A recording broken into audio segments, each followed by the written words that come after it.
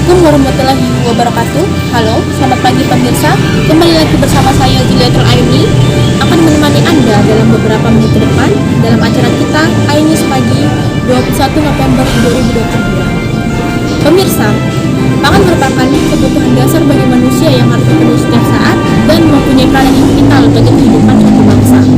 Kebijakan pemerintah dalam memasukkan ketahanan pangan dalam agenda pembangunan nasional tahun 2022 hingga 2024 menjadikan ketahanan pangan sebagai agenda prioritas.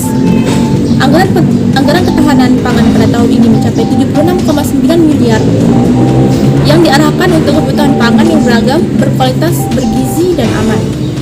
Namun di sisi lain, kebutuhan pangan masyarakat Indonesia yang sangat banyak tidak dibarengi dengan peningkatan produktivitas beras. Sehingga pemerintah melakukan impor beras dari negara luar, salah satunya negara Thailand. Selanjutnya, data jumlah beras pada Badan Umum Logistik atau Bulog di wilayah Mataram pada tahun ini menurun daripada tahun-tahun sebelumnya. Lebih jelasnya, saat ini tim kami sedang bersama narasumber yang akan menjelaskan mengenai masalah tentang ketahanan pangan.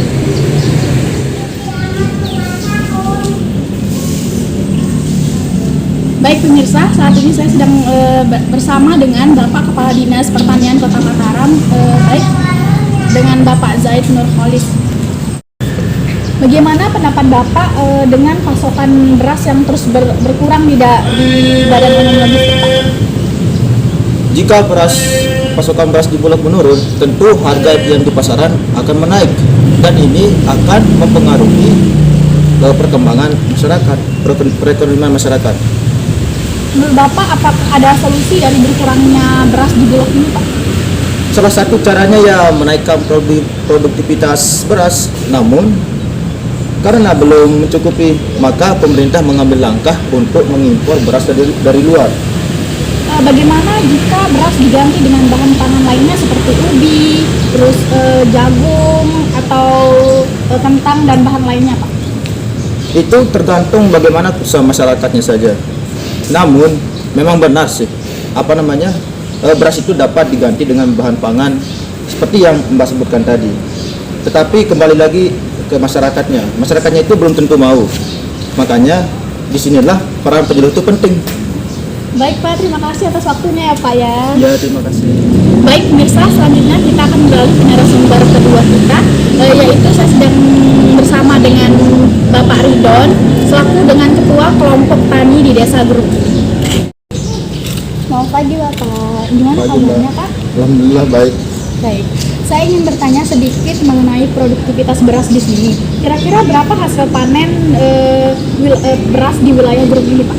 Kalau dijumlahkan semuanya sekitar 50 ton, Pak. Apakah hasil panen tersebut lebih tinggi dari hasil panen sebelumnya Pak? Sudah menurun, Mbak. Beberapa tahun yang lalu daerah sini bisa menghasilkan 200 ton lebih. Apa saja kendala petani di sini sehingga produktivitas beras menurun? Menurut saya sebagian besar karena lahan yang semakin sempit, jadinya produktivitas beras menjadi menurun. Baik Pak, terima kasih atas waktunya ya.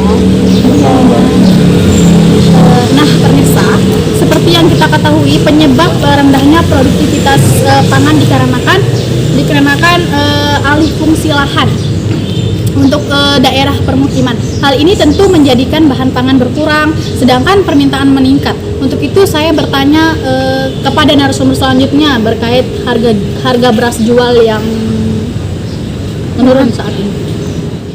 Pemirsa sekalian, saat ini saya sedang bersama dengan Pak Komang selaku pedagang beras di daerah Grung, Lombok Barat. Selamat pagi. Selamat pagi, Pak. Iya. Gimana kabarnya Pak? Baik. Saya ingin bertanya sedikit, Pak. Pasokan beras yang diambil dari produsen apakah ada kenaikan atau penurunan?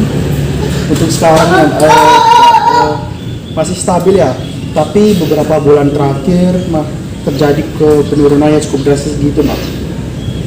Jika ada penurunan pasokan beras, berapa persen kenaikan harganya? Untuk sekarang kan harga beras 1 kilogramnya itu kan sekitar 12.000 ya.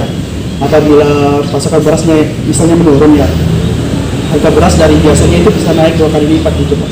Baik Pak, terima kasih atas waktunya. Ya, Baik pemirsa, selanjutnya narasumber terakhir kita yang akan kita temui yakni Mbak Zilfa, seorang ibu rumah tangga yang pasti mengalami dampak dari kenaikan atau turunnya harga beras. Baik pemirsa, selanjutnya narasumber terakhir kita yang akan kita temui yakni Ibu Zilfa, seorang ibu rumah tangga yang pasti mengalami dampak dari penurunan beras atau kenaikan beras. Selamat pagi Ibu. Pagi Mbak. Ibu dari pasar ya? Ya, benar Mbak. Selamat pagi, saya Edi dari tim Ayos Pagi. Ingin berbincang sedikit dengan Ibu. Sekarang ini pasokan beras sering menurun sehingga harganya naik. Dengan kenaikan tersebut, apakah jumlah pembelian Ibu itu berkurang? Memang benar ya harga beras saat ini sedang melonjak, tapi menurut saya harga beras ini masih stabil kok, masih bisa dijangkau. Tapi saya tidak akan mengurangi pembelian beras. Tapi jika harga beras itu terlalu tinggi, maka mungkin saya akan ganti mungkin sedikit dengan bahan-bahan karbohidrat lain. Dengan itu, apakah Ibu akan mengganti beras dengan bahan pangan lain? Ya, sepertinya akan saya ganti. Tapi saya akan tambahkan gitu, misalnya dengan menggunakan jagung, menggunakan ubi, sagu, mungkin itu Mbak. Baik Bu, terima kasih. Ya. Baik pemirsa, demikian wawancara saya bersama narasumber